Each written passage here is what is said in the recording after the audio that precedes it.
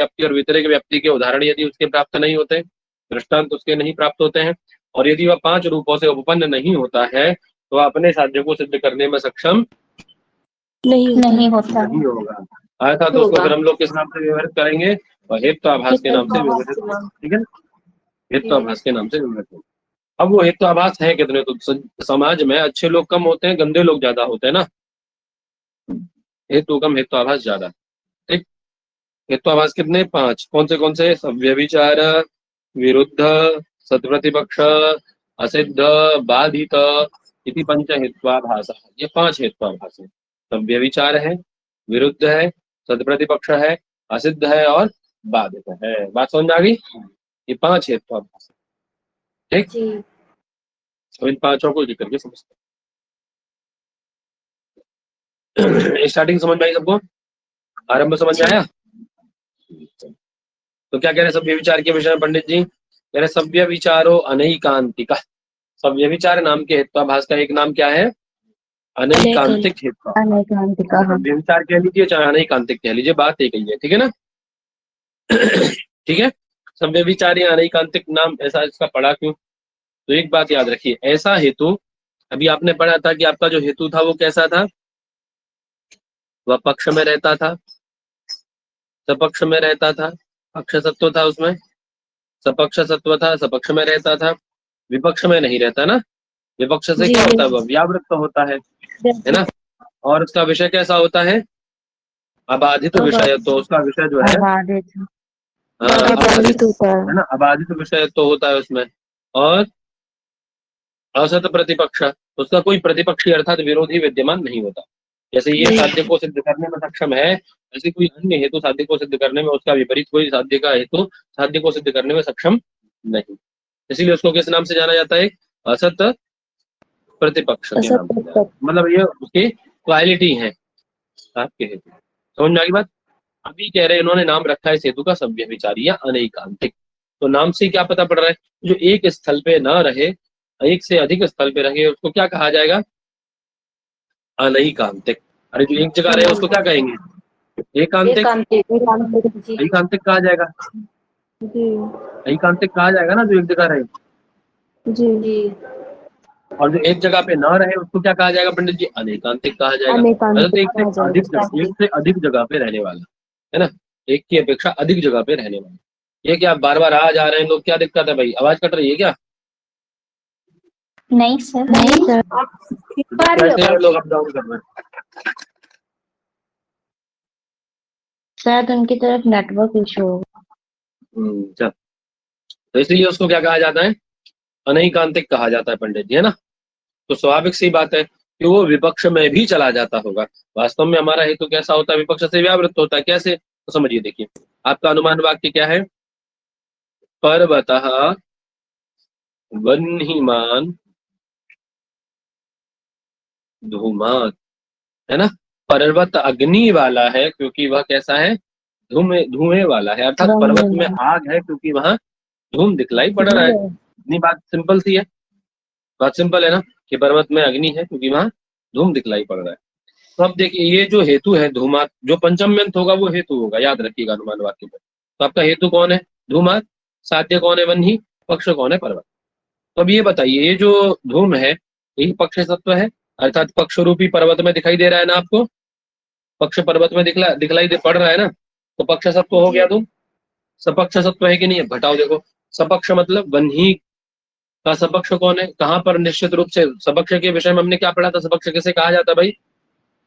सपक्ष का लक्षण क्या पढ़े थे? जिसका निश्चय होता हो निश्चित साध्य ऐसे करके था। मारेंगे बहुत ज्यादा भैया कि जहाँ पर साध्य यानी अग्नि आदि का निश्चय हो वहाँ पर सपक्ष होता है। निश्चित रूप से रहते हो, जहाँ साध्य निश्चित रूप से रहता हो, अर्थात निश्चित साध्यवान। जहाँ साध्य निश्चित रूप से रहता हो उसको क्या कहा जाता है? सपक्ष कहा जाता है। सपक्ष कहा जाता है ना। जहाँ साध्य निश्चित रूप से रहता है उसको सपक्ष कहा जाता है। तो अब देखिए साध्य क्या है? आपका वह्नि है। आपको ये जरूर पता होना चाहिए, अनुमान वाक्य आपके सामने आए तुरंत सबसे पहले आप उसमें साध्य पक्ष हेतु ढूंढेंगे। ठीक है, तो आपका क्या है पंडित जी? क्या पता पड़ा आपको कि वह्नि क्या है? साध्य है। तो अब ये वह्नि कहाँ निश्चित रूप से रहता है भाई? निश्चित रूप से कहाँ मिलेगा आपको? तो महानस में, चत्वर में, गोष्ठ में, अरे सब जगह मिलेगा जहाँ दिखता है आपको। तो क्या ऐसी जगह पे धूम रहता है कि नहीं? बताओ, वहां धूम मिलता है कि नहीं मिलता? सब जगह मिलता है। मिलता है। तो आपका ये जो धूम हेतु है पक्ष सत्व तो था ही, सपक्ष सत्व भी हो गया। अब विपक्ष से व्यावृत्ति, अर्थात आपकी जो अग्नि है उसका विपक्ष कौन है? जहां पर ये निश्चित रूप से अग्नि नहीं रहता वो कौन सी जगह है ऐसी? अरे जलीय स्थल, हाँ जलीय स्थल ऐसा कह सकते हैं ना, जलीय स्थल, उनमें अग्नि नहीं रहता है। तो क्या धूम वहां रहता है? नहीं, बोलो, नहीं रहता। तो विपक्ष से व्यावृत्त है, अर्थात उसके अग्नि के विपक्ष में नहीं रहता वो, है ना? ठीक है। यदि कोई हेतु ऐसा है कि जो सपक्ष में भी रह जाए, पक्ष में भी रह जाए और विपक्ष में भी रह जाए, तो वो हेतु बनेगा क्या? वो हेतु ना होकर के क्या बन जाएगा फिर? हेत्वाभास बन जाएगा, है ना? समझ आई बात? अच्छा, अब चलो आगे दो को और देख लेते हैं, इतना देख ही लिया तो। बोले अबाधित विषयत्व, क्या आपका जो धूम है, धूम का विषय क्या है? किसको सिद्ध कर रहा है वह? वह्नि को। क्या वह्नि किसी के द्वारा बाधित है पर्वत में? कोई ऐसा ऐसा कारण है कि अरे पर्वत में तो अग्नि हो ही नहीं सकती, आप ऐसा कह सकते हैं क्या? नहीं। कोई कारण नहीं है ना ऐसा, है ना? अरे यदि वो हिम पर्वत है तो बात अलग है ना? यदि यहाँ कह दूं मैं हिम पर्वतः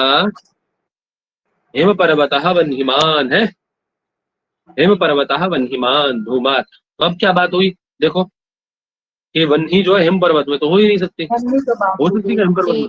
इम्पॉसिबल है। अतः तो उसका बाद है प्रत्यक्ष से, क्योंकि हिम पर्वत कैसा होता है? ठंडा होता है, वहां अग्नि रह नहीं सकती, है ना? तो आगे आपको इसका भी उदाहरण मिलेगा। ऐसी असत प्रतिपक्ष कि उसको उसके साध्य को सिद्ध करने वाला कोई विरोधी हेतु विद्यमान हो, साध्याभाव को सिद्ध करने वाला, तो ऐसा भी नहीं है। धूम का कोई विपरीत हेतु भी नहीं विद्यमान है जो अग्नि को सिद्ध करता है। ठीक है, ये पक्ष सत्व है, सपक्ष सत्व है, विपक्ष से व्यावृत्त है, अबाधित विषय है इसका, और ये असत प्रतिपक्षी है। कौन है ऐसा? कौन है ऐसा? कौन हेतु है ऐसा? अरे बोलो, कौन हेतु है? अनैकांतिक हेतु है ना? जी, अनैकांतिक। अनैकांतिक हेतु ऐसा ही है कि वो सपक्ष सत्व भी है, विपक्ष, ऐसा है ना अनैकांतिक हेतु?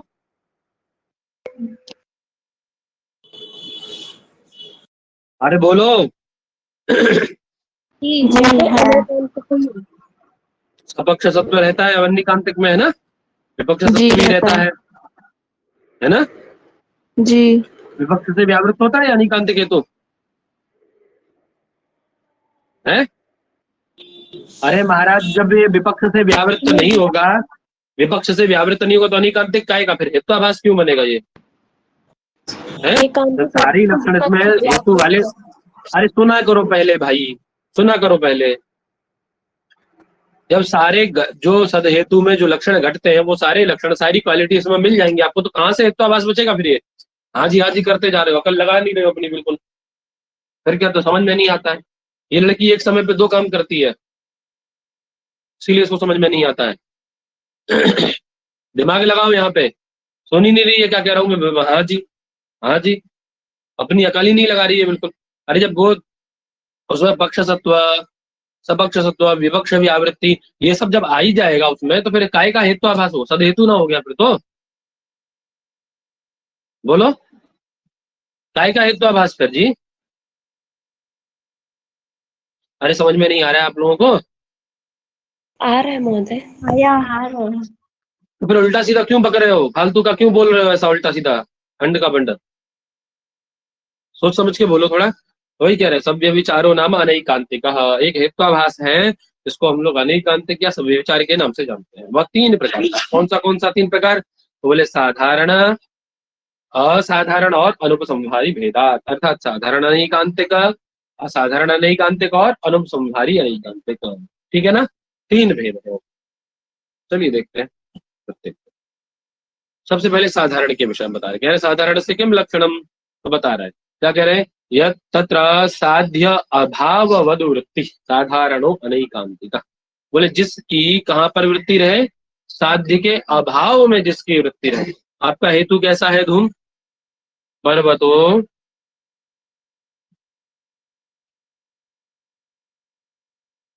वह्निमान धूमात, धूम हेतु है, वन्ही साध्य है। साध्य का भाव कहाँ रहता है और अभाव कहाँ रहता है? भाव क्या है और अभाव क्या है? बोलो, भाव क्या है? विपक्ष हो गया, अभाव विपक्ष, और भाव क्या है? सपक्ष।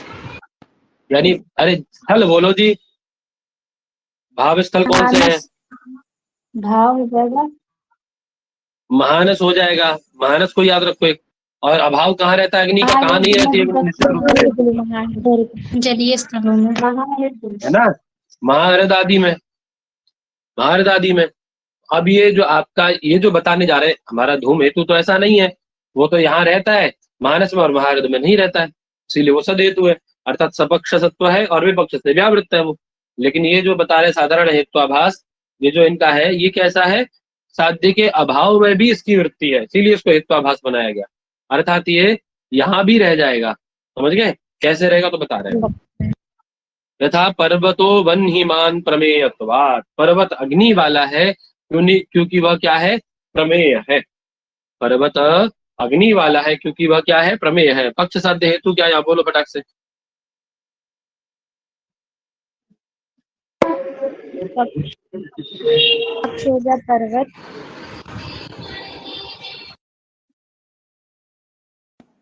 बाकी लोगों को समझ में नहीं आ रहा है क्या? साध्य वह्नि जो हो गया, साध्य प्रमेय, साध्य वह्नि हो गया, प्रमेयत्व इसका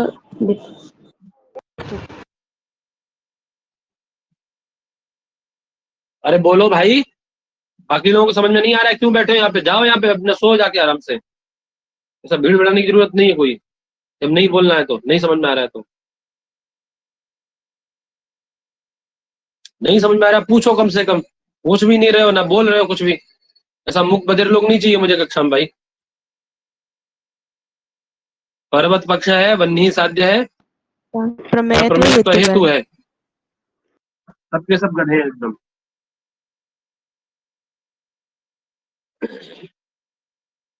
तो क्या कह रहे हैं? अब यहाँ हेतु को पकड़ना है हमें। ये हेतु कैसा हेतु बताया है इन्होंने? कैसा हेतु बताया इन्होंने? अनैकांतिक हेतु बताया है, साधारण अनैकांतिक। बोले क्यों? क्वालिटी क्या बताई? क्या क्वालिटी है इसके अंदर, इसीलिए साधारण अनैकांतिक है? तो कह रहे हैं ये साध्य के अभाव में भी जाता है।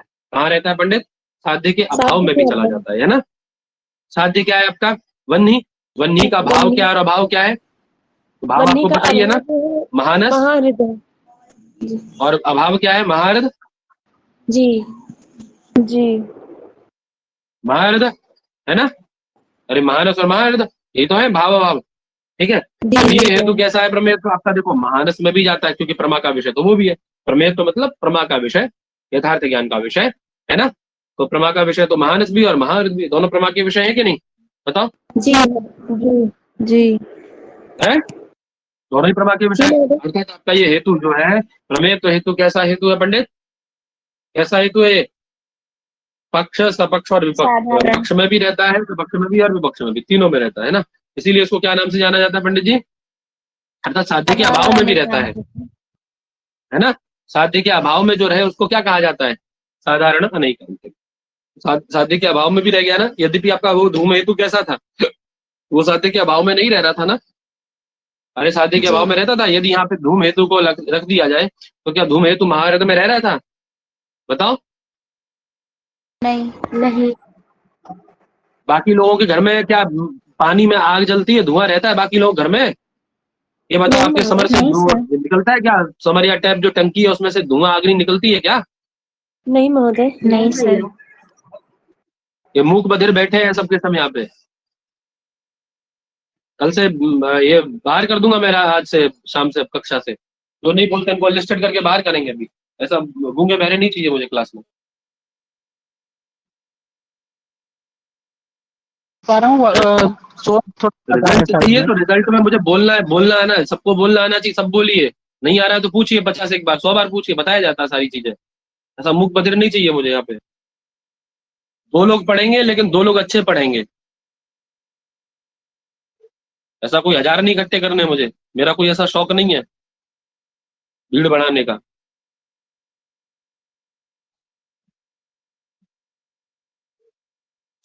वही कह रहे हैं पर्वतो वन्हीमान प्रमेयत्व। जो प्रमेयत्व हेतु है ये कैसा हेतु है पंडित?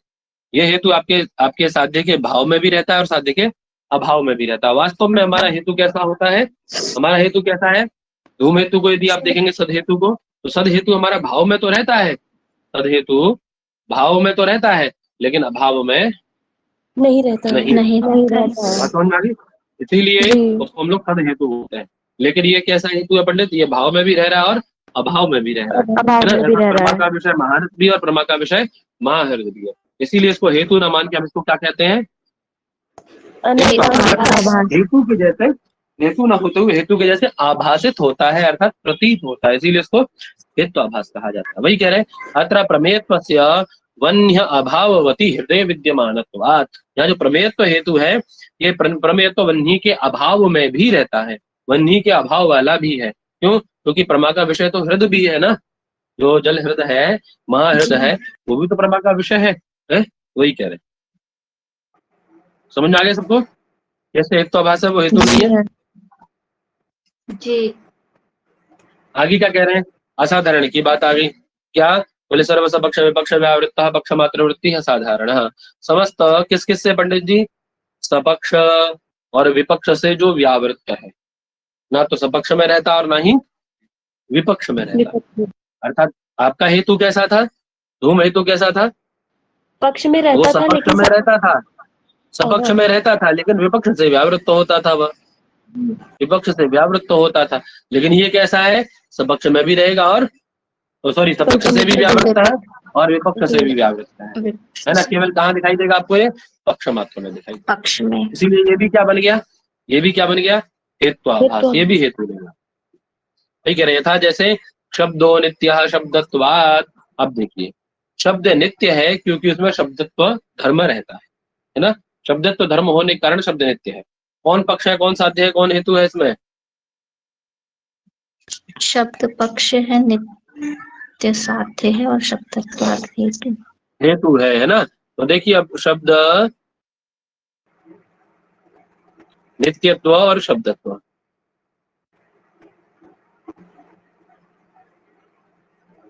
तो अब देखिए ये जो शब्दत्व है, मनुष्यत्व कहाँ रहेगा?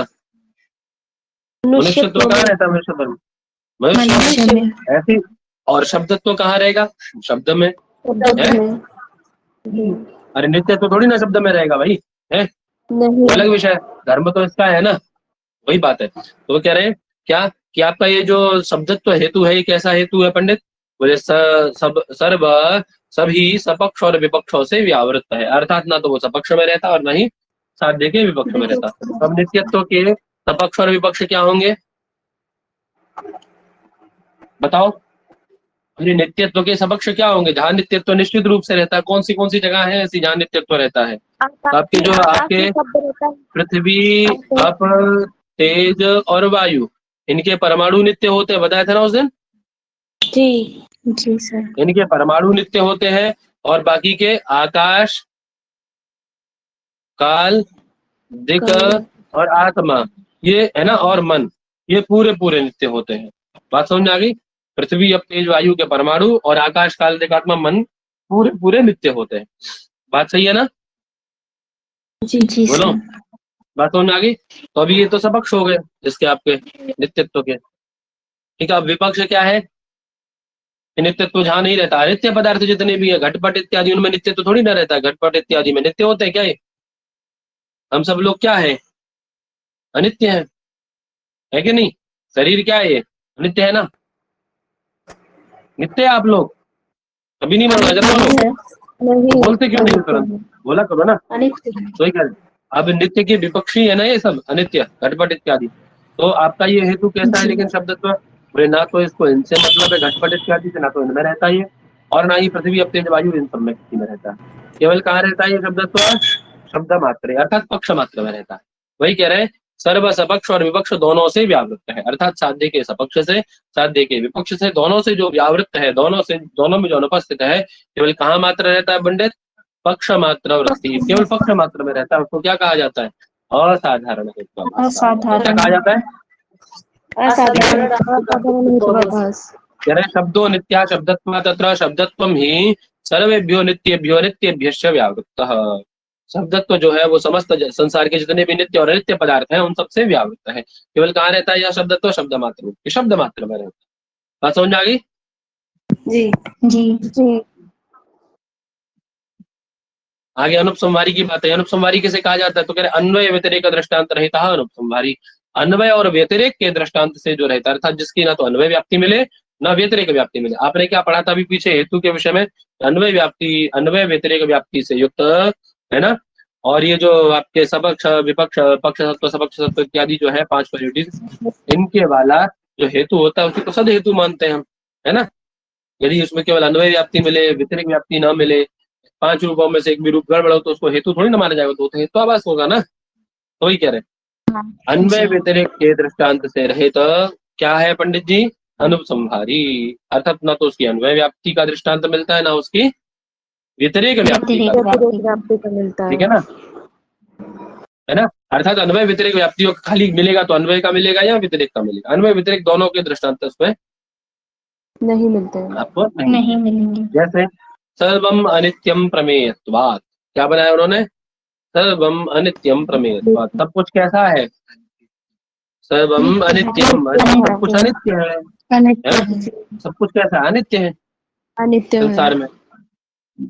क्यों? क्योंकि वह प्रमा का विषय है, क्योंकि उसमें प्रमा रहती है। चलो ठीक है, अब उदाहरण दो आप मुझे, जैसे क्या है? दृष्टांत नहीं है। बताओ दृष्टांत कोई। नहीं है क्यों नहीं है? क्योंकि संसार में उसने कोई ऐसी पक्ष चीज में है की जिसको सारी बात बोल दी है ना, कि सर्वम, सभी को ठीक है उसने ठीक है पक्ष ठीक है में रख ठीक है, दिया। शांत रहो। बाकी लोग बताओ, कोई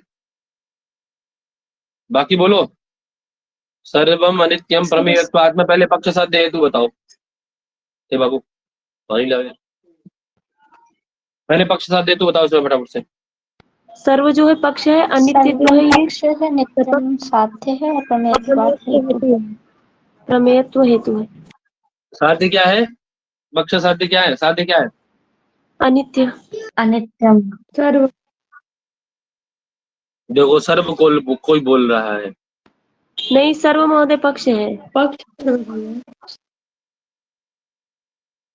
और साध्य हेतु क्या है? प्रमेयत्व। प्रमेयत्वात्।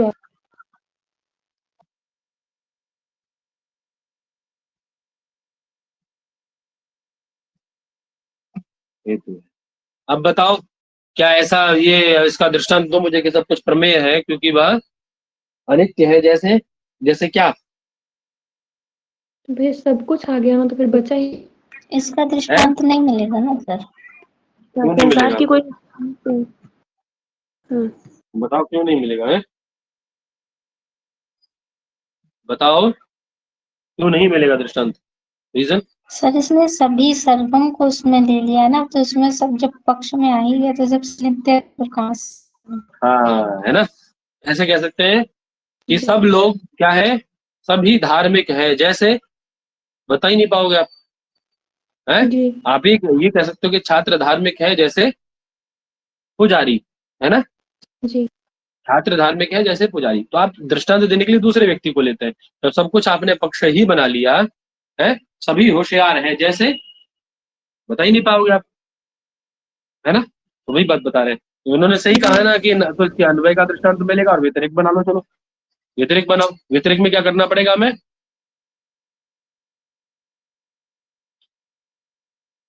हैं? यत्र अनित्यत्वाभावः तत्र प्रमेयत्वाभिभावः। जहाँ अनित्यत्व का अभाव है वहाँ प्रमेयत्व का भी अभाव है। जैसे उदाहरण दो, मिलेगा? मिलेगा सर। नहीं मिलेगा, है ना, क्योंकि सब कुछ आपका पक्ष बन चुका है। तो वही कह रहा है तेरा सर्वस्यापि पक्षत्वात् दृष्टांत एव नास्ति। ठीक है ना, दृष्टांत ही नहीं है। चलिए आगे आती है विरुद्ध की बात, है ना।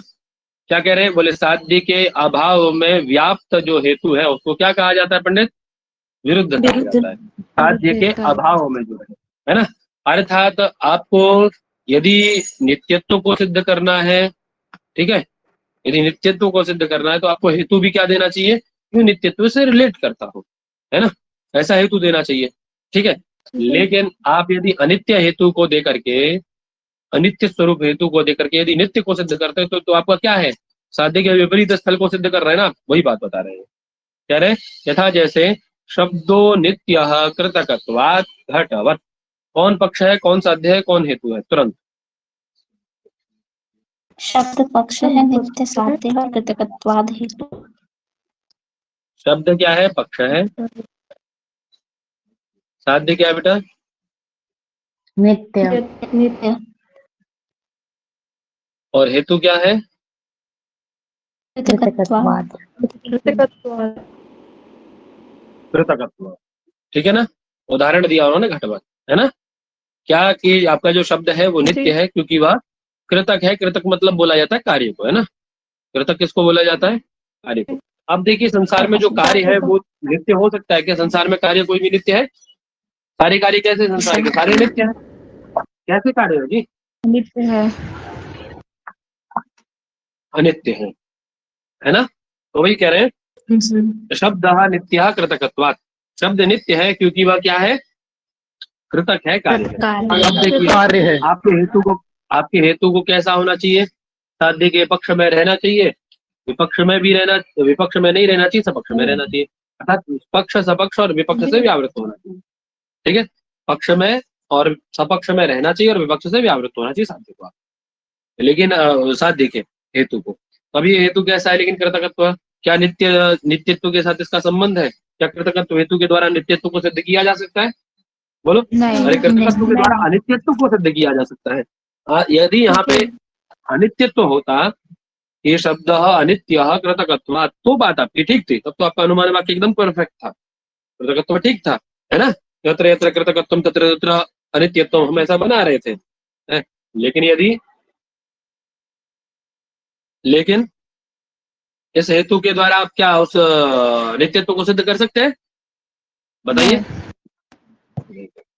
है ना? नहीं सर, वही बात कर रहे हैं।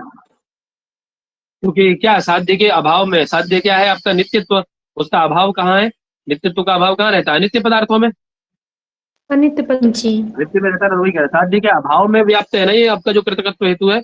इस हेतु को क्या कहा जाता है? विरुद्ध नाम से जाना जाता है। ठीक है ना? अर्थात सिद्ध करना था नित्यत्व को, और सिद्ध किसको कर रहा है ये? इसके विरोधी अनित्यत्व को। ठीक है? वही कह रहे हैं अत्र कृतकत्वम ही नित्यत्व अभावेन अनित्यत्वेन व्याप्तम। ये जो कृतकत्व हेतु है ये कैसा है पंडित?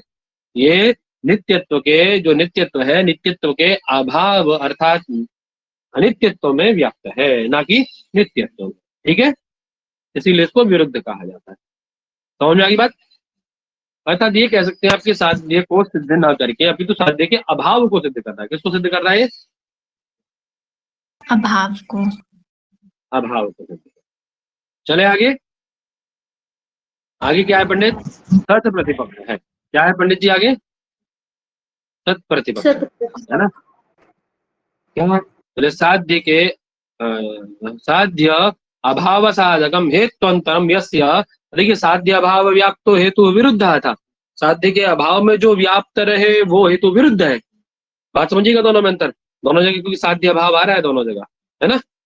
दोनों जगह साध्य अभाव है, तो साध्य के अभाव में जो व्याप्त रहे वो तो विरुद्ध हो गया। यदि व्याप्त की बात है, साध्य के अभाव में व्याप्त होने की, यदि साध्य के अभाव का साधक कोई हेत्वंतर विद्यमान है, बात समझ रहे दोनों में अंतर। एक तो हेतु खुद है कर्तकत्व, जो कि साध्य के अभाव में जाकर के साध्य के अभाव को सिद्ध कर रहा है। ठीक है? अनित्यत्व को। एक हेतु क्या है आपका? एक हेतु क्या है कि वो ऐसा है कि उसका कोई विरोधी विद्यमान है जो आकर के साध्य के अभाव को सिद्ध कर जाएगा। वो खुद नहीं करेगा लेकिन उसका कोई विरोधी है आकर के काम कर जाएगा। अंतर समझ में आ गया दोनों में, है ना? अर्थात साध्य के अभाव को सिद्ध करने वाला कोई हेत्वंतर जहां विद्यमान हो, जिसका हेत्वंतर अर्थात कोई विरोधी विद्यमान है, उसको क्या कहा जाता है? सद प्रतिपक्ष कहा जाता है। जैसे शब्दो नित्य श्रावणत्वाद शब्दत्ववत्, शब्दो नित्य कार्यत्वाद घटवत्। बात समझ में आ गई? जी। शब्द नित्य है श्रावणत्वाद, श्रवण इंद्रिय से ग्राह्य होने के कारण। क्या पक्ष है, क्या साध्य है, क्या हेतु है? बताओ क्या पक्ष है, क्या साध्य है, क्या हेतु? बोलो। शब्द पक्ष है, नित्य साध्य है और श्रवणत्व श्रवणत्व क्या है? हेतु। हेतु। हेतु है ना? तो अब देखिए शब्द नित्य श्रावणत्वात्, तो अब आपने जो श्रावणत्व हेतु दिया है, वही दूसरा वाक्य क्या बनाया उन्होंने? देखिए इधर यहाँ नित्यत्व की बात है, दूसरे में अनित्यत्व की बात करके क्या कर रहे हैं देखो। साध्य है, आप इसको मान लो, पहले वाक्य को उठा लो, पहले वाक्य में नित्यत्व साध्य है ना, ठीक है। अब आपका साध्य का अभाव क्या, वही पीछे पढ़ के आ रहे हो ना, साध्य का अभाव क्या है? महाहृदय। अरे बोलो, है साध्य का अभाव क्या है? अनित्यत्व है, साध्य है नित्य, उसका अभाव क्या है, विपरीत क्या है उसका? अनित्यत्व। अनित्यत्व, ठीक है। यदि कोई ऐसा हेतु मिल जाए कि जो कि अनित्यत्व को शब्द में सिद्ध कर देता हो, बात समझ में आ रही है? एक ही पक्ष है पर्वत, जी। ठीक है, उसमें सिद्ध क्या करना है आपको? वन ही, किस हेतु के द्वारा? धूम हेतु के द्वारा। यदि कोई ऐसा हेतु मिल जाए जो अग्नि के अभाव को उस पक्ष में सिद्ध कर दे, तो हेतु आपका सद हेतु बनेगा? धूम हेतु नहीं बनेगा, वो क्या हो जाएगा फिर? असद हेतु हो जाएगा। क्या हो जाएगा पंडित? वो हेतु असद हेतु। असद हेतु हो जाएगा। बात समझ में आ गई ना? ऐसे ही यहाँ भी हो रहा है, जी। देखिए, शब्दो नित्य श्रावणत्व अनुमान वाक्य यही है, ठीक है। इसमें सिद्ध क्या करना है आपको? साध्य क्या? आपका नित्यत्व। नित्यत्व साध्य है कि नहीं पंडित? है। अब उस नित्यत्व को सिद्ध करने वाला, इस नित्यत्व साध्य को सिद्ध करने वाला, यदि इसके सॉरी इसके विपरीत, ये नित्यत्व है, इसका विपरीत क्या है? अनित्यत्व, अनित्य। इस अनित्य को सिद्ध करने वाला कोई अगर हेतुअंतर विद्यमान है, तो ये हेतु कैसा हो जाएगा? श्रावणत्व आपका पंडित जी, ये हेतु हेतु न बच के क्या बचेगा? हेत्वाभास। और कैसा हेत्वाभास? किसका? कोई प्रतिपक्षी विद्यमान है। प्रतिपक्षी का मतलब जानते हैं ना? विरोधी, विरोधी। तो कोई विरोधी विद्यमान। तो ऐसा है कि नहीं? देखो बताओ, है शब्दों नित्या शब्द पक्ष है, दोनों जगह देखो शब्द कोई पक्ष बनाया उन्होंने, पक्ष तो एक ही रहेगा। साध्य क्या है? नित्य। तो इसका विपरीत क्या है? इसका विरोधी क्या है? इसका विरोधी क्या है? साध्य का अभाव कौन हो गया? अनित्यत्व, ठीक है। उसको साधक, उसका साधक, उसको सिद्ध करने वाला हेतुअंतर कौन है? उसको सिद्ध करने वाला हेतुअंतर कौन है? अनित्यत्व को सिद्ध करने वाला कौन है? हेतुअंतर कार्य। कौन है? कार्यत्व, ठीक है ना? बात समझ में आ गई ना? जी। ठीक है। अरे अनित्य है तभी तो कार्य है ना, यत्र यत्र कार्यत्वम तत्र तत्र अनित्यत्वम, यत्र यत्र अनित्यत्व तत्र तत्र कार्यत्वाभिभावः है। जो कार्य है वही तो अनित्य होगा पंडित। तो हेतुअंतर विद्यमान है कि नहीं? हेतुअंतर विद्यमान है साध्य के, आपके साध्य के अभाव अर्थात अनित्यत्व को सिद्ध करने वाला, इसीलिए इसको क्या कहा जाता है पंडित? सत्य प्रतिपक्ष। बात समझ में आ गई? चलिए, असिद्धि की बात आ गई। असिद्धि के तीन भेद बना लीजिए। कितने भेद? असिद्धि के तीन, आश्रया सिद्ध, स्वरूपा सिद्ध और व्याप्यत्व सिद्ध। आश्रया सिद्ध क्या? जिसका आश्रय ही असिद्ध हो जाए, ऐसा हेतु जिसका आश्रय, आश्रय बोलते हैं किसको? पक्ष को, है ना, पक्ष को। आधार को। उसका आधार ही असिद्ध हो जाए, उसको क्या कहा जाएगा? आश्रय सिद्ध कहा जाएगा। जैसे गगनारविंदम सुरभि अरविंदत्वात् सरोजारविंदवत्। क्या पक्ष है? क्या साध्य? क्या हेतु? गगनारविंद क्या है? बोलो। गगनारविंद गगनारविंद साध्य पक्ष है, प्रभुत्व है, साधन अरविंदत्व है। साध्य है, अरविंदत्व क्या है? हेतु है, ठीक है। हेतु अरविंद। अब अच्छा चलिए, तो क्या ये जो आपकी सुरभि है वो गगनारविंद में जा सकती है? क्या अरविंदत्व गगनारविंद में रहेगा? अरविंदत्व गगनारविंद में रहेगा? क्या सुरभि साध्य में जा सकती है? आप वो पक्ष में जा सकती है गगन में? बताओ। नहीं सर। अरे आश्रय सिद्ध गगनारविंद होता है क्या? बताओ। नहीं महोदय। हाँ, ऐसे ही एक वाक्य और बनाते हैं, मणिमय पर्वतः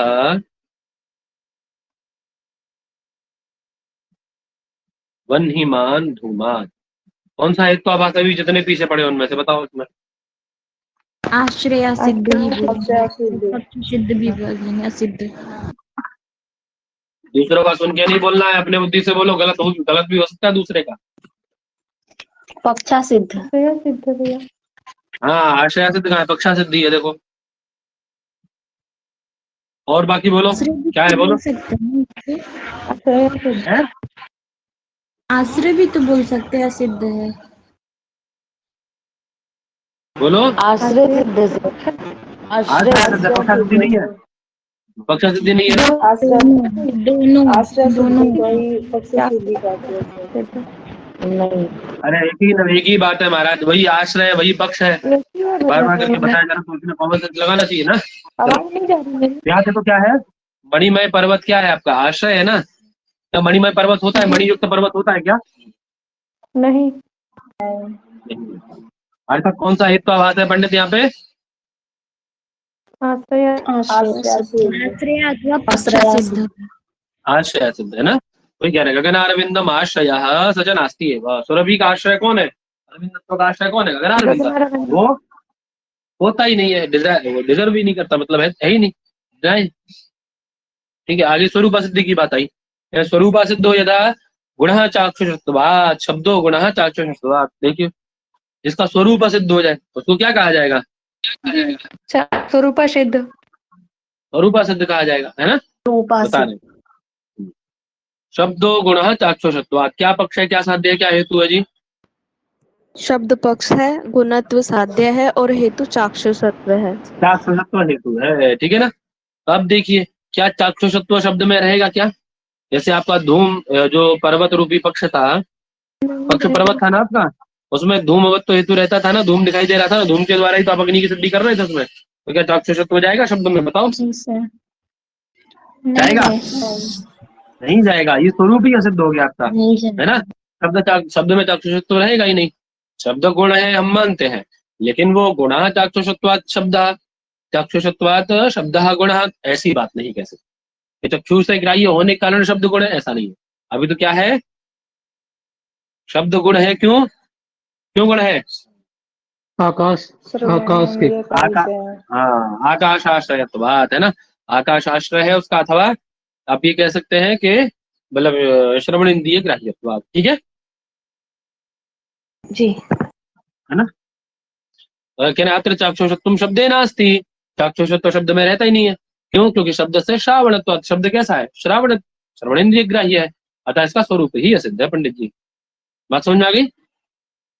जी। कुछ है नहीं है तो बातों में समझोगे तो समझ में आएगा। आगे व्याप्यत्व सिद्धि की बात आई है, थोड़ा सा समझने वाला है व्याप्यत्व, थोड़ा ध्यान से समझिएगा, ठीक है।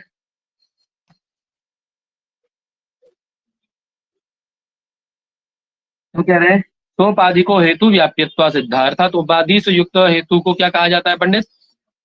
उपाधि से युक्त हेतु क्या कहलाता है? व्याप्यत्व सिद्ध। अर्थात जिस हेतु में कोई उपाधि लग जाए उसको हम लोग व्याप्यत्व सिद्ध कहते हैं, ठीक है। बात समझ में आ गई? जी।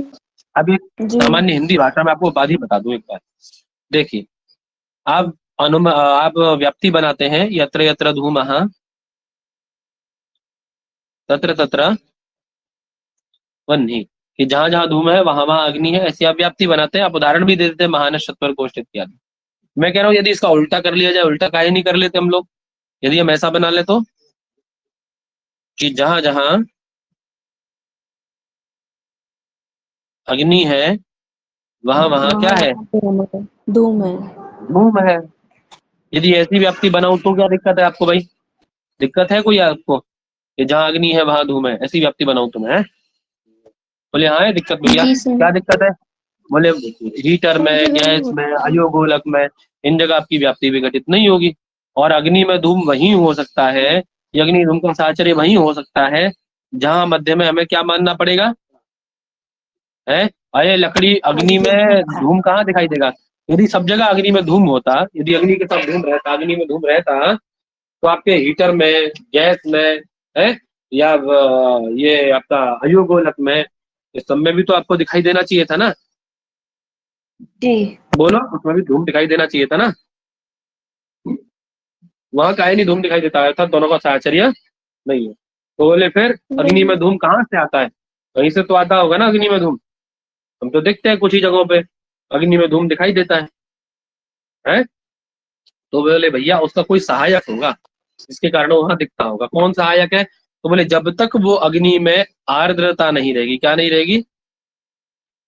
आर्द्रता नहीं रहेगी, है ना।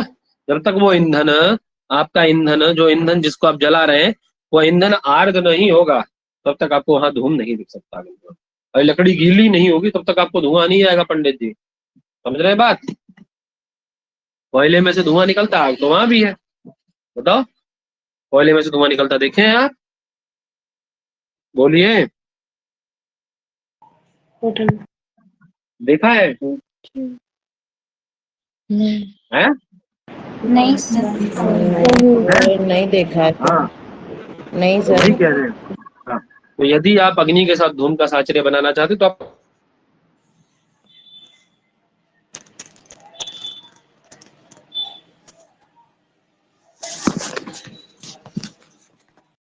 आवाज नहीं आई। सर आपकी आवाज नहीं आ रही है। चलिए आवाज।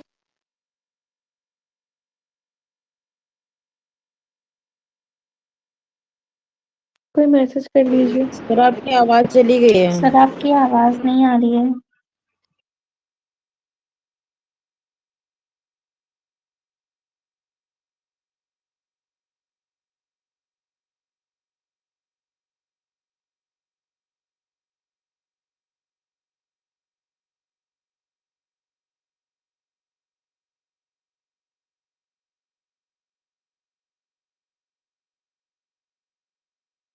स्क्रीन नहीं दिख रही है सर। आवाज आई मेरी? आ रही आ रही है। है। हाँ, अपने आप से पता नहीं कैसे वो डिस्कनेक्ट हो गया हो गया।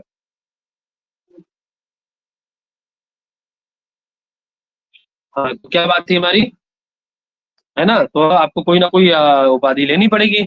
लेनी पड़ेगी नहीं लेनी पड़ेगी, बताओ? कोई सहायता लेनी पड़ेगी ना। सहायता को क्या कहते हैं? तो सहायता को क्या कहते हैं? आर्द्रता। है? सहायता को क्या कहते हैं? उपाधि। उपाधि कहते हैं। सहायता को सीखो उपाधि। अरे हो सकता है कि यहाँ अग्नि और धूम के साहचर्य में ये उपाधि है, आयुर्वेद उपाधि है। जब आप वो बनाएगी क्या, यत्र यत्र श्याम मैत्री तनय तुम, जहाँ जहाँ श्याम वर्ण है वहाँ वहाँ मैत्री तनय है। तो उसमें भी आपको उपाधि लेनी पड़ी, कुछ जरूरी नहीं कि मैत्री तनय तो श्याम होगा, है? बताओ। अरे वो किसी के देवदत्त मोटा है? देवदत्त मोटा है, ठीक है? वो मोटा है तो उसकी जो संतति होगी वो भी मोटी होगी, ऐसा आवश्यक है क्या? मानते हैं उसके 3 बच्चे 4 बच्चे मोटे हो गए, मुझसे लाड़ प्यार से पाला गया, लेकिन यदि जो 5वां बच्चा है वो भी मोटा होगा, ऐसा है आवश्यक क्या? नहीं ना? है? नहीं तो सर। उसके फिर मोटा होने में क्या कारण है? तो 4 बच्चे मोटे हुए, उसमें कारण क्या है? बताओ। यदि देवदत्त उसमें कारण नहीं तो कारण कौन है? उपाधि। उपाधि। है? उपाधि है कोई, अर्थात कोई चीज ऐसी है मध्य में जो उनको मोटा कर दे रही है। क्या मोटा हो, क्या संभव हो सकती है उसमें? कोई भी, मतलब उनका आसपास का वातावरण हो सकता है उनकी माता का स्नेह ज्यादा मिल गया हो उनको, है कि नहीं? खान पान अच्छा हो गया हो, है? खाना पीना अच्छा हो गया हो उनका, ये उपाधि है उसमें। अब उस बच्चे को पैदा होते यदि दूसरी जगह भेज दिया जाए, स्लम भेज दिया जाए, हाँ कोई ऐसी जगह भेज दिया जाए जहाँ वो नियम कायदे कानून से रहता है, गुरुकुल भेज दिया जाए, विद्यालय भेज दिया जाए, तो मोटा नहीं होगा वो, है कि नहीं? सर आवाज नियम कानून स्पष्ट बनेगा। नहीं आती। आवाज कट रही है क्या? जी सर बीच में कट रही है। सबको? जी सर। हो रहा है भाई, क्यों कट रही है?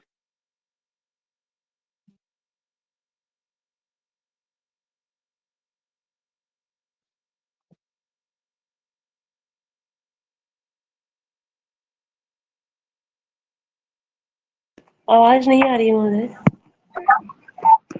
रुको यार, बोल रहा हूँ मैं, ये तुम लोग खोलोगे तो। अभी आ रही है? सही कट रही है अभी भी? महोदय। आ रही है सर। आ रही है। है? सही आ रही है आवाज। अभी आ रही है सर।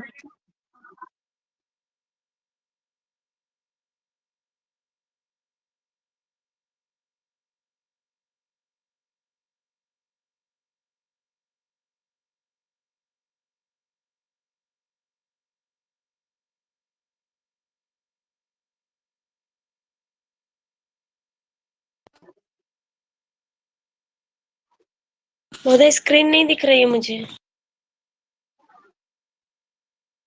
महोदय नहीं है अभी। ये हाँ देखो, महोदय। जी महोदय जी दिख दिख रही है। हाँ, तो उसमें क्या कोई उपाधि होगी ऐसे ही।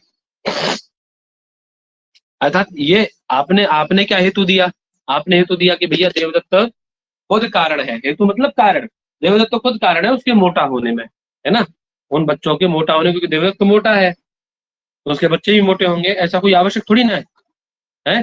तो उस हेतु के साथ एक क्या जुड़ी हुई है, एक व्याप्ति जुड़ी हुई, वो उपाधि जुड़ी हुई है। क्या उपाधि है? उनकी माता माता का स्नेह है, उनका खान पान, ये सब उपाधि है उसमें, है ना, जिस कारण से वो बच्चे मोटे हुए, ना कि उसमें कारण देवदत्त है।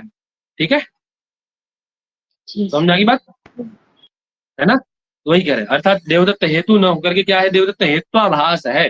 कैसा हेत्वाभास है? तो क्या कह रहे हैं, सोपाधि का हेत्वाभास है। कैसा है? सोपाधि का हेतु है। कैसा हेतु है देवदत्त? उपाधि युक्त हेतु है ना, इसीलिए उस हेतु को क्या कहा जाएगा, व्याप्तित्व सिद्ध कहा। ठीक है, भाई गणेश बोले ये उपाधि क्या है, आपने बताया, आपने कहा सोपाधिक हेतु को व्याप्तित्व सिद्ध कहा जाता है। सोपाधिक मतलब उपाधि युक्त हेतु को व्याप्तित्व सिद्ध कहा जाता है। ये उपाधि है क्या, तो बता रहे हैं, साध्य व्यापकत्वे सति साधन अव्यापकत्वम उपाधि। अर्थात वह साध्य की व्यापक होती है और साधन की अव्यापक होती है। क्या होती है पंडित उपाधि? साध्य की व्यापक साध्य के व्यापक और साध्य की व्यापक होती है और साधन के लिए अव्यापक होती है। अब साध्य कौन है और साधन कौन है, तो यहाँ देख लो, यत्र यत्र वह्नि तत्र तत्र धूमः पर्वतो, उल्टा कर लो, इसकी व्याप्ति बनाओ। अरे सुनो बे, सुनो पहले, बोला ना करो बीच में, सुन लो पूरी बात पहले तब बोला करो। पर्वतः धूमवान वह्नि मत्वात्। ठीक है, पर्वत धूमवान है, क्यों? क्योंकि वह वह्निमान है। ठीक है बात। अब यहाँ देखिए, आपको ये जो धूम है, जैसे पहले क्या था, यहाँ धूम था, यहाँ वन्नी थी, आपको धूम हेतु के द्वारा वन्नी की सिद्धि पर्वत में करनी थी, अब उल्टा हो गया। आपको क्या करना है, वन्नी हेतु के द्वारा धूम की सिद्धि पर्वत में करनी है। ठीक है, समझ आ गई बात। अब इसके लिए आपको क्या करना पड़ेगा, आपको ये चीज सिद्ध करने के लिए व्याप्ति बनानी पड़ेगी, यत्र यत्र वह्नि तत्र तत्र धूमा। और ये व्याप्ति कब बनेगी, जब आप उपाधि लगाएंगे, है ना। कौन उपाधि लगाएंगे, तो आर्द्रेंद्र संयोग है, आर्द्रेंद्र संयोग। यदि नहीं लगाएगा आर्द्रेंद्र संयोग, तो आदि स्थल ऐसे जहाँ पे धूम, जहाँ पे अग्नि रहती है लेकिन धूम नहीं रहता है, तो आप कैसे निश्चय कर पाएंगे कि पर्वत पे अग्नि अग्नि है तो धूम भी दिखाई देगा, है। जब तक आप उपाधि नहीं देंगे तब तक आपके इस हेतु को हेतु न मान करके क्या माना जाएगा, हेत्वाभास। इसीलिए इस उपाधिक हेत्वाभास है। समझ में आई बात? ठीक है, तो उपाधिक हेतु है, बात समझ में आ गई? ठीक है, जी अर्थात जिसकी व्याप्ति ही असिद्ध हो जाए उसको क्या कहा जाता है, व्याप्तित्व सिद्ध कहा जाता है। ठीक है, इसकी व्याप्ति ही असिद्ध होती है। व्याप्ति बनेगी क्या इसकी, यत्र यत्र वह्नि तत्र तत्र धूमः, व्याप्ति बनेगी? बताओ, नहीं बनेगी, असिद्ध है व्याप्ति, इसीलिए इसका नाम व्याप्यत्व सिद्ध है। समझ में आई बात?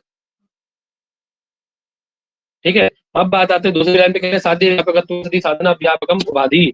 साध्य की व्यापक और साधन की अव्यापक होती है उपाधि। साध्य कौन है और साधन कौन है? साधन का मतलब होता है हेतु। ठीक है, साध्य तो आपको पता ही है। तो साध्य कौन है आपका यहाँ पे वर्तमान में, वर्तमान साध्य कौन है?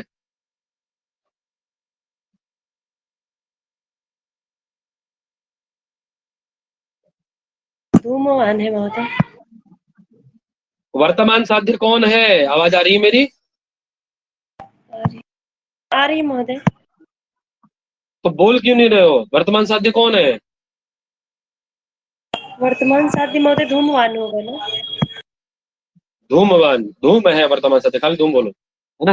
वर्तमान साध्य धूम है, तो साध्य का क्या है, ये उपाधि कैसी होती है, अर्थात आपका आर्द्र ईंधन क्या होगा, साध्य का व्यापक होगा और साधन का अव्यापक होगा। तो देखिए, साधन साध्य कौन है, धूमवान है, और उपाधि क्या है आपकी, आर्द्र ईंधन, यही तो उपाधि है ना, यही तो जुड़ेगी उसके साथ में, तभी तो आपका व्याप्ति बनेगी सही से, है। तो वो कह रहे हैं साध्य का व्यापक, व्यापक मतलब अधिक देश में, साध्य की अपेक्षा अधिक देश में रहेगा। तो आर्द्र ईंधन ऐसा होता है कि नहीं, यत्र यत्र आर्द्र ईंधन संयोगा तत्र तत्र धूमा, ऐसी व्याप्ति बनती है ना आपकी, बोलो, है। और कह रहे हैं साधन अव्यापकम, और साधन की अपेक्षा, साधन कौन है, वन्नी, वन्नी की अपेक्षा न्यून देश में रहता है कि नहीं रहता है? ये जहां अग्नि रहेगी वहां क्या आपका आर्द्र ईंधन संयोग रहेगा? नहीं रहेगा, है ना।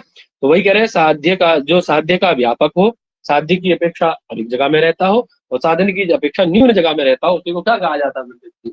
उपाधि कहा जाता है। तो आपका ये आर्धेंद्र संयोग ऐसा है कि नहीं? देखो ऐसा है कि नहीं, बोलो। सर। है ना? हाँ, चलो कह रहे हैं आगे, साध्य समानाधिकरण अत्यंत अभाव प्रतियोगित्व साध्य व्यापकत्व। बोले साध्य व्यापक क्या है? ये आपने साध्य व्यापक और साधन व्यापक तो बताया ही नहीं। तो कह रहे हैं साध्य के समानाधिकरण में अत्यंत अभाव का जो प्रतियोगी है वो साध्य व्यापक है। अभी इसको समझने की जरूरत नहीं, आप इसको बिल्कुल ऐसे ही ऐसे याद कर लो लाए। ठीक है, समझने के बाद साध्य व्यापक क्या है और साधन व्यापक क्या है, इसको तर्क भाषा पढ़ेंगे तो समझा देंगे। ठीक है, दोनों पंक्तियों को ऐसे याद कर लो, क्योंकि अभी समझाने बैठूंगा आपको समझ में भी नहीं आएगा। इतना समझ लो बस, ये उपाधि वाला से मैटर समझ में आ गया ना? जी चलिए, जी आगे कह रहे सर। यथा जैसे पर्वतो धूमवान वन ही मत्वात्, यही वाक्य बनाया उन्होंने। पर्वत कैसा है? धुएं वाला है, क्योंकि वह अग्नि वाला है। इत्यत्र यहाँ पर आर्द्रेंद्र संयोग क्या है? उपाधि है, ये उपाधि बनाई उन्होंने ना। क्यों? यत्र धूमः तत्र आर्द्रेंद्र संयोग इति साध्य साध्य व्यापकम। साध्य का व्यापक है कि नहीं? वह कैसे है साध्य का व्यापक? तो बता रहे हैं यत्र धूमः तत्र आर्द्रेंद्र संयोग। ऐसा बनता है कि नहीं बनता है? बताओ। जहाँ धूम होगा वहां आर्द्रेंद्र संयोग होगा कि नहीं होगा? तो साध्य का व्यापक है कि नहीं है? जी और साधन का अव्यापक कैसे है? मतलब साधन से न्यून देश में कैसे रहता है? तो बोले यत्र वन्ही तत्र आर्द्रेंद्र संयोग ये वनास्ति। क्या होता है? जहाँ अग्नि होती है वहां धुआं होता है, आर्द्रेंद्र संयोग होगा? अरे आर्द्रेंद्र संयोग हो तो अग्नि कैसे लगेगी वहां पे? नहीं चलेगी। अर्थात साधन का अव्यापक है और साध्य का व्यापक है। ये घट गई ना बात? जी इसीलिए आर्द्रेंद्र संयोग उपाधि है ना, वही बता रहे हैं। जैसे आयोग गोलक उदाहरण दिया, कह रहे आर्द्रेंद्र संयोग अभावात इति साधन अव्यापकत्वम। आर्द्रेंद्र संयोग अभावात, अयोग गोलक में आर्द्रेंद्र संयोग के अभाव के कारण क्या नहीं होती है? धूम रहता है क्या अयोग गोलक में? अयोग गोलक नहीं होता है सर। इसीलिए उसको नहीं क्या माना जाता है? साधन व्यापक माना जाता है। एवं साध्य व्यापकत्व सती साधन व्यापकत्वात् आर्द्रेंद्र संयोग उपाधि। इस प्रकार से साध्य का व्यापक होने के कारण और साधन का अव्यापक होने के कारण आर्द्रेंद्र संयोग क्या है? उपाधि है। ठीक है ना? जी ठीक है जी। जी सर। अब जो आपका अनुमान वाक्य था कि यत्र पर्वतो धूमवान वन्ही मत्वात् सोपाधिकत्वात्, वह उपाधि से युक्त होने के कारण आर्द्रेंद्र संयोग उपाधि से युक्त होने के कारण वन्ही मत्वात् वन्ही मत्वम व्याप्यत्वात् सिद्धम। उसका आपके पर्वत का वन्ही मान होना सिद्ध हो जाता है। ठीक है,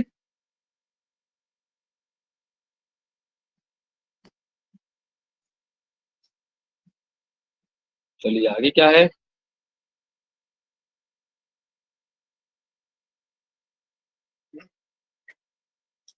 बाधित आ गया अंत में, तो बाधित है। क्या कह रहे हैं? यस्य साध्याभावः प्रमाणांतरेण निश्चिता स बाधिता। ऐसा हेतु जिसके साध्य का अभाव प्रमाणांतर से निश्चित हो। क्या निश्चित हो पंडित? जिसके साध्य का अभाव किससे निश्चित हो? किसी प्रमाणांतर से। प्रमाणांतर मतलब प्रत्यक्षादि प्रमाण के द्वारा, अनुमान प्रमाण से नहीं, अपितु प्रत्यक्ष आदि प्रमाण से सिद्ध हो जिसका। क्या? इसके साध्य का अभाव, उसको क्या कहा जाता है? बाधित कहा जाता है। ठीक है, बाधित। जैसे हाँ, वन्ही अनुष्ण द्रव्यत्वात्, है ना? वन्ही अनुष्ण है क्योंकि वह क्या है? द्रव्य है। खुद देखिए, बात ठीक है आपकी। अब ये जो इसमें पक्ष साध्य हेतु क्या है? वन्नी पक्ष है, उष्ण साध्य वन्ही है और पक्ष हो गया, अनुष्णत्व साध्य और द्रव्यत्व हेतु है। तो क्या वन्ही आपकी अनुष्ण होती है पंडित? नहीं वन्ही अनुष्ण होती है? बोलो। तो जो आपका साध्य है उस साध्य का अभाव क्या है? अनुष्णत्व का अभाव क्या होगा? उष्णत्व। ये अभाव होगा ना? ये आपका प्रमाणांतर से अर्थात प्रत्यक्ष आदि प्रमाण से स्पर्श करके देखा गया है ना, उसका अभाव देखा गया है नहीं देखा गया है? बोलो। कि वन्ही उष्ण होता है, ये पता है कि नहीं पता है आपको? है जी सर, देखा है। वही कह रहे अत्र अनुष्णत्वम साध्यम। इस वाक्य में वन्ही अनुष्णो द्रव्यत्वात्, इस अनुमान वाक्य में अनुष्णत्व साध्य है और उसका अभाव उष्णत्व स्पर्शन प्रत्यक्ष से पहले ग्रहण किया जा चुका है ना? इसीलिए उसको क्या कहा जाएगा पंडित जी? इस आपके द्रव्यत्व हेतु को क्या कहा जाएगा? बोलिए। बाधित हेतु। क्यों? क्योंकि इसका जो इसका जो साध्य है उस साध्य का अभाव प्रमाणांतर से निश्चित कर लिया गया था, तो उसका बाध कर दिया गया है। ठीक है, बात समझ आ गई। और आपका हेतु कैसा होना चाहिए? अबाधित होना चाहिए, अर्थात उसका किसी के द्वारा बाध न किया गया हो, और या तो बाध कर दिया गया है ना, प्रत्यक्षादि प्रमाण के द्वारा। बात क्लियर है पंडित? जी सर। अब उपमान खंड आ गया, चले आगे, कितना ही चलते आगे है ना, कर लेते हैं। उपमितिकरणम उपमानम, सरल सरल है। अब तो बोले उपमिति के करण को क्या कहा जाता है? जो उपमिति का करण उसे क्या कहा जाता है पंडित? उपमान कहा जाता है ना। उपमिति का करण क्या कहलाता है बेटू? उपमान कहलाता है। उपमान उपमान उपमान कहलाता है ना। उपमितिकरणम उपमानम, है ना। आगे क्या कह रहे हैं? संज्ञा संजी संबंध ज्ञानम उपमिति। बोले उपमिति क्या है? यस्या करणम उपमानम, वो उपमिति है क्या जिसका करण उपमान है? आपने ये तो बताया नहीं हमें। आप कह रहे हो उपमिति के करण को उपमान कहा जाता है, आप पहले ये तो बता दीजिए कि उपमिति है क्या। तो क्या कह रहे हैं? बोले संज्ञा संजी संबंध ज्ञानम उपमिति ही। किससे संबंधित ज्ञान है?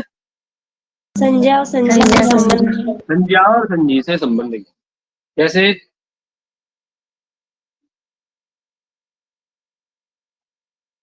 गवय संज्ञा है, और उस गवय का ज्ञान कर लेना क्या है? संजी। संजी, ठीक है ना। अरे उसको, उसके पिंड विशेष को देखना, गो संज्ञा है, और गोत्व विशिष्ट पिंड क्या है? संजी है।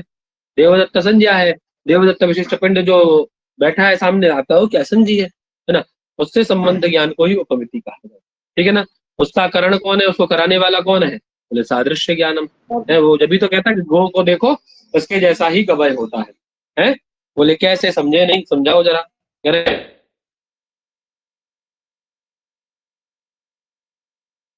महोदय आवाज नहीं आ रही है। नहीं आ रही, आवाज नहीं आ रही है।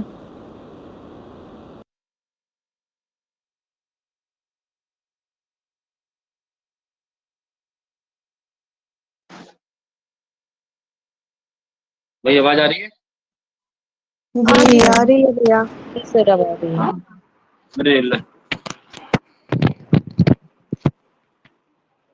है ना।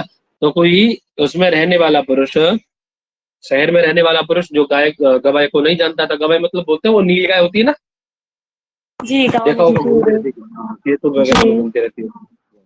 वो उसको नहीं देखा तो किसी ने, तो किसी आरण्यक पुरुष से, कुतश्चित आरण्यक पुरुषात, उसने किसी आरण्यक पुरुष से सुना क्या कि गो सदृशो गवय, कि जो ये गाय है ना, गाय के जैसा ही गवय होता है। ऐसा सुन करके वह क्या हुआ? वनंगतः, वन को जाता है, और वहां जाकर के क्या करता है? वाक्यार्थम स्मरण। और जो वाक्यार्थ उसने बताया था ना, गो सदृशो गवय, कि गो जैसा ही गवय होता है। तो ऐसा वाक्यार्थ स्मरण करते हुए क्या करता है?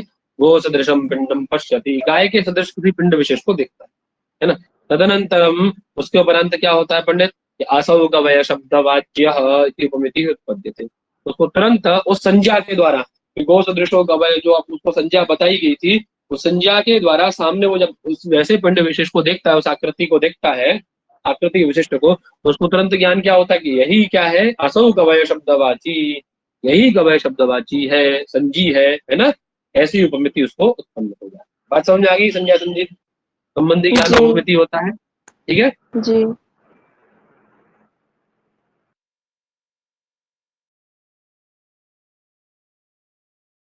शब्द की बात आती है। क्या कह रहे हैं शब्द के विषय में? बोले आप्तवाक्यम शब्द, आप्तवाक्य को शब्द कहा जाता है ना। अभी आप्त मतलब क्या है? बोले भैया ये तो हमें समझ में आया नहीं, आप्त का मतलब क्या है? कह रहे आप्त तू यथार्थ वक्ता। आप तो उसको कहा जाता है जो यथार्थ वक्ता होता है। यथार्थ वक्ता मतलब, यथार्थ वक्ता मतलब यथाभूत, है ना। यथा दृष्टम यथा श्रुतम यथा भूत तस्य वक्तव्यस्य, अथवा तस्य दृष्टान्तस्य, है ना, यथार्थोपदेष्टा। जैसा हुआ है, जैसा देखा है, जैसा सुना है, उसको उसी तरीके से उपदेश कर देने वाला, उसी तरीके से कह देने वाला, उसी क्रम में कह देने वाला, उसी स्वरूप में उसका आख्यान कर देने वाला ही क्या है? यथार्थ वक्ता। यथार्थ वक्ता। उसी को आप्त कहा जाता है। बात समझ आ गई? है ना। जी लोक में कोई कोई व्यक्ति ही आपका होता है और जो वेद वाक्य है वो तो सारे ही आपका है तो वही बात बता रहे।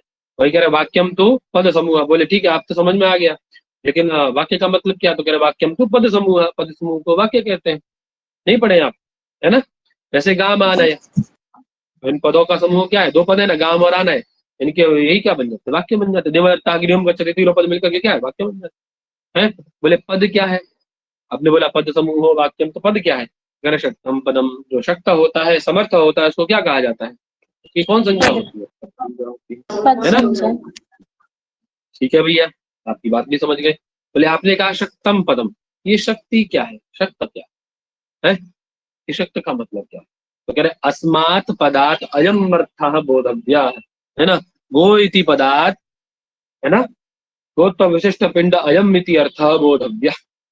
मनुष्य इति पदात् मनुष्याकृतिमान पिंड विशेष इति बोधव्य।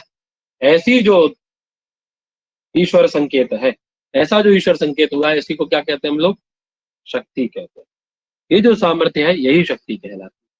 समझ में बात। और वो शक्ति जिसमें रहती है, उस पद से उस पिंड विशेष का बोध कराने की सामर्थ्य जिसमें रहती है, उसको क्या कहा जाता है बेटू? शब्द। वो पद कहलाता है। क्या कहलाता है वह? पद कहलाता है। ठीक है।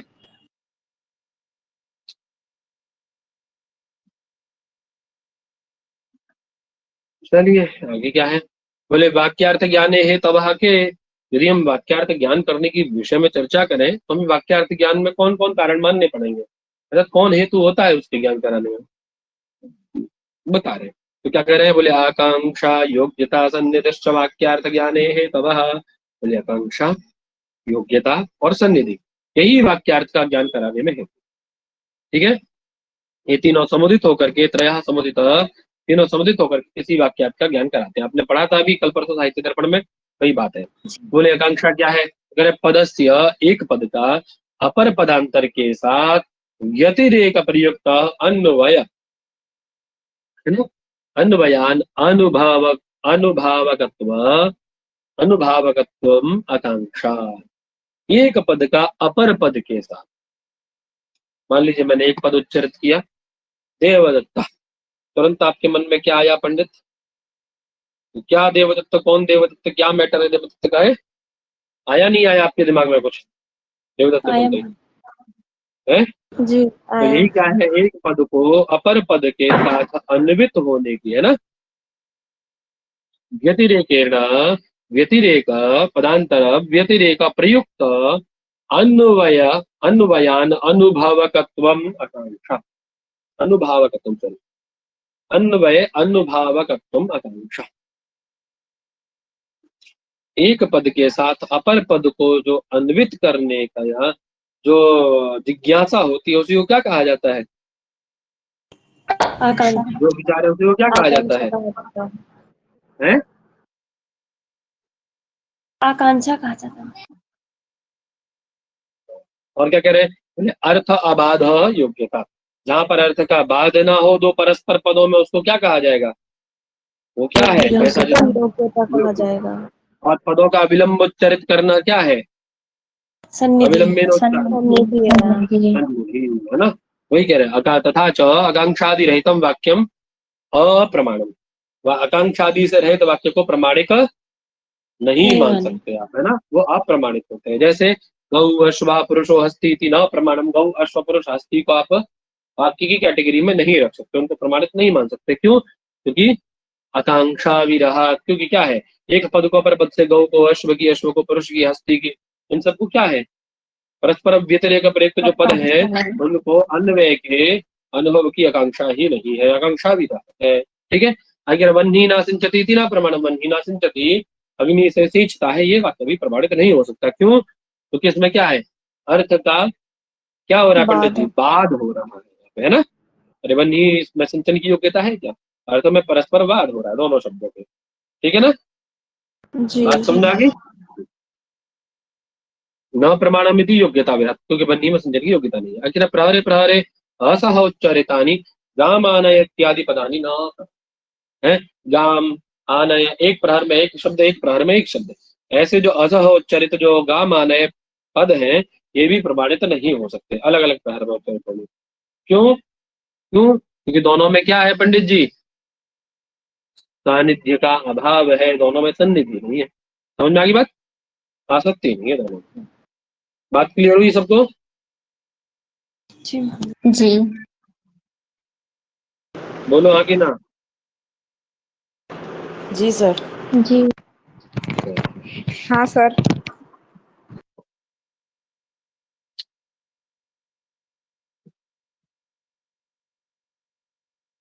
अब वाक्य कितने प्रकार का है आपका ये? तो कह रहे हैं वाक्यम द्विविधम, वाक्य दो प्रकार का है, वैदिक वाक्य और लौकिक वाक्य। वैदिकम ईश्वरोक्तत्वात् सर्वमेव प्रमाणम, लौकिकम तो आप्तोक्तम प्रमाणम। वैदिक वाक्य ईश्वर के कारण, ईश्वर के श्री माहेश्वरेण उपदेश कारणात्, श्री भगवान महेश्वर के कृपा से उत्पन्न हुए अथवा प्रकट हुए हैं, तो इस कारण से वो सभी प्रमाण है, प्रमाणित है। और लौकिक वाक्य तो जब किसी आप्त पुरुष के द्वारा कहा जाता है तभी प्रमाणित होता है, अन्य तो बाकी के वाक्य क्या है? अप्रमाणित होते हैं। ठीक है ना? जी बात समझ में आ गई? जी सर। जी सर। आगे आगे आपका नहीं लगता? हाँ, तो शब्द ज्ञान से होगा क्या? यदि शब्द ज्ञान कर लिया है तो कहना वाक्यार्थ ज्ञानम शब्द ज्ञान। वाक्यार्थ का ज्ञान करना ही क्या है? शब्द ज्ञान। शब्द ज्ञान। और उसका कारण कौन है? यदि शब्द ज्ञान किया जाए तो उसका कारण कौन है? किसी के माध्यम से होगा, बोले तत्कर्णम तो शब्द। यदि शब्द है तो शब्द के द्वारा वाक्यार्थ ज्ञान, आपको शब्द ज्ञान होगा। ठीक है? आगे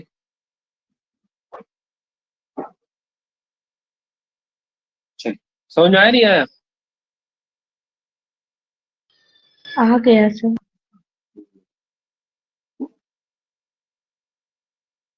अवशिष्ट गुण रह गए थे ना अभी, यथार्थ अनुभव से हम इधर उतर आए थे सीधे। यथार्थ अनुभव से इधर उतर आए थे ना। यथार्थ अनुभव चार प्रकार का था, उसके जी कारण भी चार प्रकार के थे, मल्टी, तो ये सब शुरू हो गया पंचायती।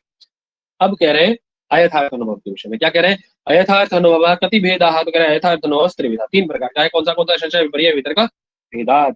संशय विपर्य और तर्क भेद से। ठीक है? संशय कैसे कहा जाता है? तो कह रहे हैं एकस्मिन् धर्मणि नाना विरुद्ध नाना धर्म वैशिष्ट्य अवगाही ज्ञानम संशय। एक ही धर्मी में उसके विपरीत विरुद्ध, ठीक है, नाना धर्मों का क्या करना? वैशिष्ट्य अवगाहन, अवगाही ज्ञान ही संशय। एक ही धर्मी में, मान लीजिए कोई कोटर है, कोटर जानते हैं ना, मतलब एकदम आधा जला हुआ या बचा हुआ सूखा वृक्ष। ठीक? उसके तरफ उधर हाथ पैर निकले थोड़े से, हाथ पैर मतलब थोड़ा शाखा वाखा इधर उधर निकली, टेढ़ी मेढ़ी तिरछा विरछा सा है?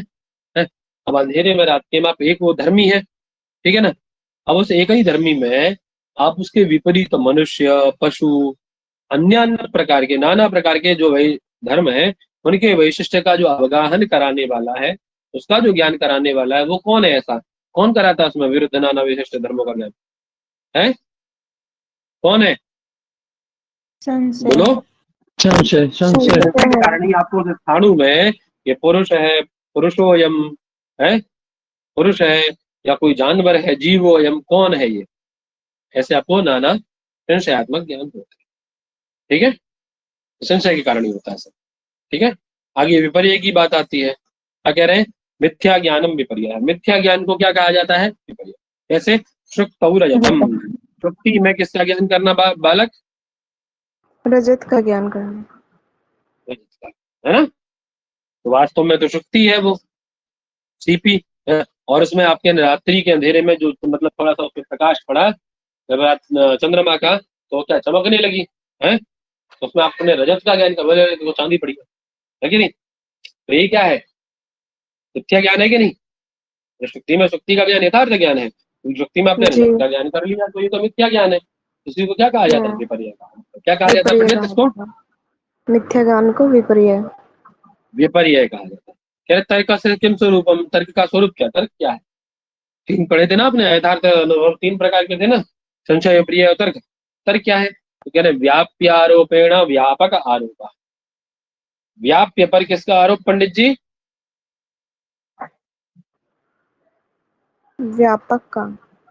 व्याप्य के आरोप के द्वारा किसका? व्यापक आरोप क्या कहलाता? तर्क। व्याप्य कौन है? व्याप्य मतलब अधिक कौन है? व्याप्य कौन है पंडित जी? और व्यापक कौन है बताओ? न्यून देश वृत्तित्व व्याप्यत्व व्याप्यत्वम अधिकतम व्यापकत्वम। तो कौन व्याप्य है, कौन व्यापक है? अरे बोलो मेरे बच्चों, पंडितों बोलो। धूम व्याप्य है, अग्नि व्यापक है। धूम व्याप्य है और अग्नि क्या है बच्चा? व्यापक व्यापक। हम्म, चलो।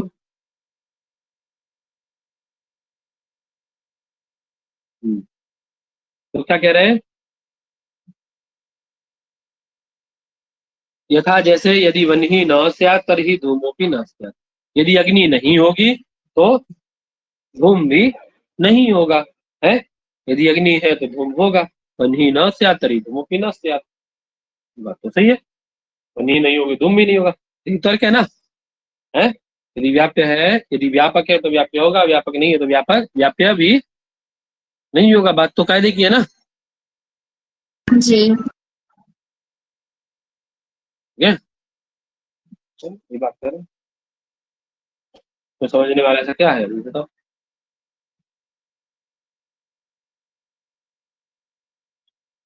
स्मृति की बात आ गई। स्मृति कितने प्रकार की? तो क्या कह रहे हैं? स्मृति अपि द्विधा, दो प्रकार की स्मृति है पंडित जी। कौन सी? यथार्थ और अयथार्थ, है ना? यथार्थ स्मृति और अयथार्थ स्मृति। जो प्रमा से उत्पन्न होती है उसको क्या कहा जाता है? यथार्थ कहा जाता है। और अप्रमा से उत्पन्न को क्या कहा जाता है? यथार्थ कहा जाता है। स्वाभाविक सी बात है। प्रमा मतलब यथार्थ ज्ञान है और अप्रमा मतलब अयथार्थ ज्ञान है। तो स्वाभाविक सी बात है, यथार्थ ज्ञान से उत्पन्न होगी तो उसको यथार्थ कहा जाएगा और अयथार्थ ज्ञान से उत्पन्न होगी तो अयथार्थ कहा जाएगा पंडित। आगे आया सुख। सुख किसे कहा जाता है? तो कह रहे सर्वेशाम अनुकूलतया वेदनीयम सुखम।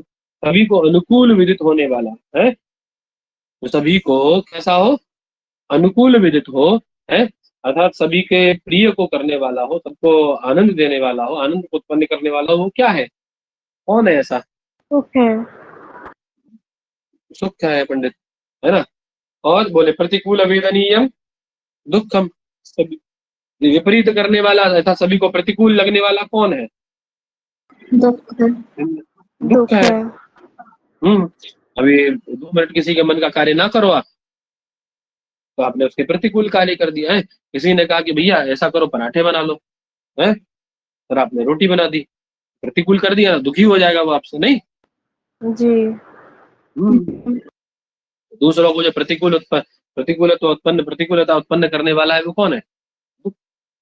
दुख है। भाई कह रहे इच्छा द्वेष प्रयत्न नाम कति लक्षणानि। तो कह रहे इच्छा काम हानि लक्षणानि। इच्छा किसे कहा जाता है? काम को इच्छा कहा जाता है पंडित जी, ठीक है ना? काम का ही दूसरा नाम इच्छा है। ठीक है। क्रोधो द्वेष, है ना? क्रोध द्वेष क्या है? क्रोध प्रति प्रयत्न, ठीक है? किसी कार्य को करने का प्रयत्न करना, प्रयास करना क्या है? प्रति नहीं? जी सर। 3 प्रकार की है। वो कह रहे 100 त्रिविधा प्रवृत्ति, है ना? कृति 3 प्रकार की है, प्रवृत्ति, निवृत्ति और जीव योनि भेदात। एक तो प्रवृत्तियात्मक कृति है, आप एक तो प्रवृत्ति के लिए प्रयत्न करते हैं और जब आपकी प्रवृत्ति हो जाती है विषय में तो आप उससे फिर निवृत्ति के लिए प्रयत्न करते हैं, है ना? और तीसरा कौन सा है? जीव योनि, है ना? जीवन के अदृष्टों से उत्पन्न जो गुण है उसको जीव योनि कहा जाता है। चलिए, धर्म धर्म बोले विहित कर्मजन्यो धर्म, निषिद्ध कर्मजन्य धर्म। किससे विहित कर्म? तो बोले वेद विहित कर्म, है ना? और वेद निषिद्ध कर्म से जन्य जो होता है वो कौन है? धर्म है, ठीक है? अधर्म। वेद विहित कर्म से उत्पन्न क्या है? यदि आप वेद विहित कर्म करते हैं उससे उत्पन्न होगा तो उसको धर्म कहा जाएगा। और वेदों में निषिद्ध जो कर्म है उनसे उत्पन्न होगा तो उसको क्या कहा जाएगा? अधर्म कहा जाएगा पंडित जी, है ना? आगे क्या है? आत्मा की बात आ गई। कह रहे बुद्धि आदय अष्टौ आत्ममात्र विशेष गुण है। बुद्धि आदि में रहने वाले कितने? बोले अष्टौ आत्ममात्र विशेष गुण। विशेष गुण कितने हैं उसके? आत्मा के 8, है ना? कौन से? बुद्धि, सुख, दुख, इच्छा, द्वेष, प्रयत्न, धर्म, अधर्म, यहीं तक है। इसीलिए आगे रोक दिया उन्होंने, ठीक है? अरे बुद्धि, इच्छा, प्रयत्न, प्रयत्न नित्या नित्याश्च, बुद्धि, इच्छा और प्रयत्न ये नित्य भी होते हैं और अनित्य भी होते हैं। बात समझ में आ गई? और ऐसे कौन कौन? बुद्धि, इच्छा और प्रयत्न कैसे होते हैं? नित्य और अनित्य दोनों होते हैं। अनित्य दोनों होते हैं, है ना। नित्य बुद्धि, इच्छा और प्रयत्न किसके होते हैं? ईश्वर के, ठीक है। और अनित्य किसके होते हैं पंडित? हम लोगों के। हैं? जीव के। सर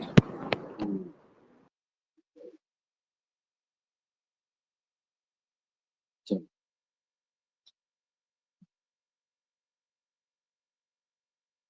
संस्कार तीन प्रकार का है, वेग, भावना, स्थिति, स्थापक, ठीक है। वेग कहाँ रहता है? बोले पृथ्वी आदि चतुष्टय मनोवृत्ति। वेग पृथ्वी, आपको पता ही है, पृथ्वी आदि में, पृथ्वी, आप, तेज और वायु, इन सब में वेग रहता ही नहीं रहता है? और एक मन में, सबसे अधिक गति तो मन में ही रहता है, ठीक है। उसके बाद क्या है? अनुभवजन्य स्मृति हेतु भावना। भावना किसे कहा जाता है? बोले अनुभव से उत्पन्न जो स्मृति का हेतु भूत है, इसी से तो स्मृति बनती है पंडित जी। ये भावना के संस्कार ही तो स्मृति को उत्पन्न करता है, बताया था ना उस दिन, समझी? तो अनुभव से उत्पन्न जो स्मृति का हेतुभूत है उसको क्या कहा जाता है? कौन है वह? भावना के संस्कार। और कहाँ रहता है केवल ये? आत्ममात्र वृत्ति में, आत्ममात्र में, ठीक है। आगे स्थिति स्थापक की बात आई तो कह रहे अन्यथा कृतस्य पुनः तदवस्थापादक, है ना, तदवस्थापादक अपादक विस्थापक। अन्यथा किया गया था किसी चीज को, जैसे कोई चटाई है या कोई वृक्ष की डाली है या धनुष की प्रत्यंचा है, आपने रबर है, कोई रबर बैंड को खींच के आप कितना बड़ा कर देते हैं, लेकिन जब छोड़ते तुरंत से फट से वो छोटू सा हो जाता है ना। ऐसे ही आपका धनुष है, धनुष को जब आप खींचते हैं उसकी प्रत्यंचा को, तो वो कितना ऐसे पीछे चलिए छोड़ देते तो फिर उस जगह पे आ जाती है, नहीं? क्यों जी, बताओ, है? जी ये अन्यथा कृता, आपने तो अन्यथा किया था, उसको खींच के डाली को नीचे ले आए थे, लेकिन छोड़ने पे वो क्या हो गई? पुनः तद अवस्थापादका, उसको उसी अवस्था में स्थित कर देने वाला, उसी अवस्था में पहुंचाने वाला कौन है? ये स्थिति स्थापक है, ठीक है ना। ये न्यूटन का एक और लॉ है इसमें, है कि नहीं? न्यूटन का एक और लॉ इसमें है ना, पता ही नहीं। चलो, कहाँ कहाँ रहता है ये? कट आदि पृथ्वी वृत्ति, केवल पृथ्वी मात्र में रहता है। और पृथ्वी में, कट में, वृक्ष में, धनुष की प्रत्यंचा, इन सब जगह पे रहता है। आगे कर्म की बात आई।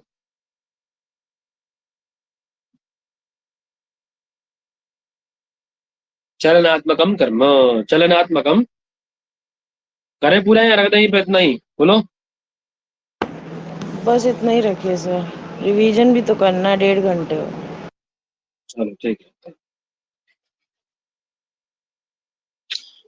तैयार करते जाओ साथ के साथ ना।